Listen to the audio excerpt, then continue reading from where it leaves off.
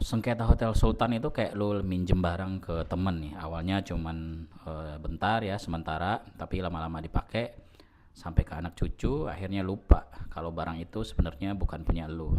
Kurang lebih seperti itulah gambaran sengketa Hotel Sultan yang beberapa hari terakhir bikin heboh.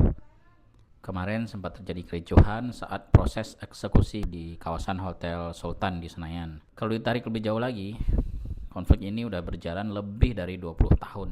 Ini udah 4 kali pemilu ya, yang mungkin usianya lebih tua dari Gen Z. Kalau ditarik lebih jauh lagi, akarnya bahkan bisa sampai lebih dari 50 tahun ke belakang. Ya, Hotel Sultan ini berawal dari eranya Gubernur Ali Sadikin. Jakarta pada tahun 1970-an ditunjuk menjadi tuan rumah Konferensi Internasional Pariwisata. Nah, untuk menyambut ribuan tamu-tamu dunia, muncullah ide membangun hotel berbintang di kawasan Gelora Bung Karno. Nah, Gubernur Jakarta waktu itu Ali Sadikin meminta Pertamina untuk membangun hotel mewah di kawasan itu.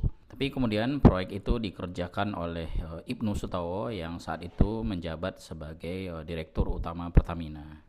Lewat perusahaan pribadi Ibnu Sutowo ya, melalui PT Indobilco, berdirilah Hotel Hilton yang sekarang kita kenal sebagai Hotel Sultan. Dan dari sinilah konflik yang berpuluhan tahun itu bermula.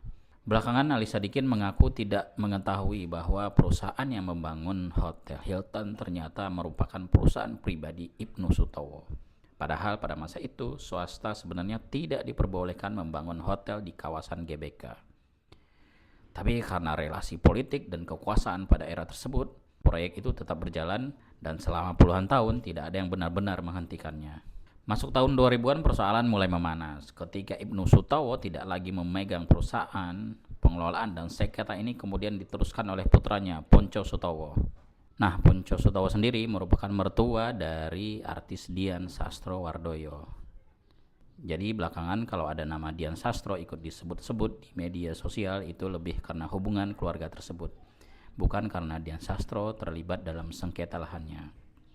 Saat masa HGB atau hak guna hampir habis, PT Indobilco mengajukan perpanjangan HGB pada awal tahun 2000-an, di saat para Gen Z baru pada lahir nih. Perpanjangan itu kemudian diterbitkan, namun pemerintah belakangan menilai prosesnya bermasalah karena tidak mendapatkan rekomendasi dari pengelola kawasan GBK, dan perpanjangan itu bikin rugi negara sebesar 1,93 triliun, hampir 2 triliun. Nah, disinilah pertarungan hukum dimulai, dan ini bukan pertarungan singkat, bukan 1 atau 2 ronde seperti pertandingan tinju, tetapi sengketa ini berlangsung selama hampir 20 tahun. Menang, kalah, banding, kasasi, peninjauan kembali berkali-kali. Pada awalnya pemerintah lebih sering kalah. Tapi setelah melalui berbagai proses hukum sampai ke tingkat tertinggi, pemerintah akhirnya berhasil memenangkan perkara tersebut. Pengadilan kemudian menyatakan bahwa HGB yang digunakan oleh PT Indobilco telah berakhir dan status lahan kembali berada di bawah penguasaan negara.